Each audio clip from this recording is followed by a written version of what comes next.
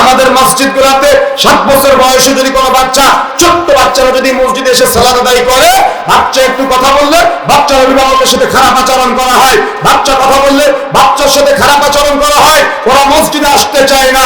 মনে রাখার চেষ্টা করবেন, আপনি যে বাচ্চাকে মসজিদ থেকে বের করে দিলেন, বরং ওলামায়ে কেরাম বলেছেন মসজিদের পিছনের কাতারে যদি বাচ্চাদের কিসির মিসিরের শব্দ শোনা না যায়, মনে করবে পরবর্তী প্রজন্মের মসজিদ মুসাল্লি শূন্য হয়ে গেছে। যার বাস্তবতা আপনি দেখেন, ফজরে কয়জন মুসাল্লি, জোহরে কয়জন মুসাল্লি, কেন যুবকেরা মসজিদে আসে না? আপনাদের মাহফিলে কেন যুবকেরা নাই? মনে রাখার চেষ্টা করতে হবে আমাদের। আমরা আজকে আমাদের ছোট্ট ছোট্ট বাচ্চাদেরকে দ্বীন ইসলামের চর্চা, শরীয়তের চর্চা না দেওয়ার কারণে তাদেরকে আমরা দিনে দিনে হারিয়ে ফেলতেছি।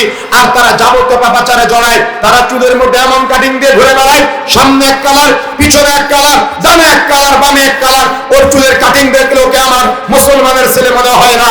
আপনার ছেলেকে আপনি দিনের শিক্ষা দেন না বিধায় সে এমন একটা জামা গায়ে দেয় যে জামাটার মধ্যে 4-5 জায়গায় ছোড়া ফাটা, ও এমন একটা প্যান্ট পরে যে প্যান্টটার মধ্যে 4-5 জায়গায় ছোড়া ফাটা।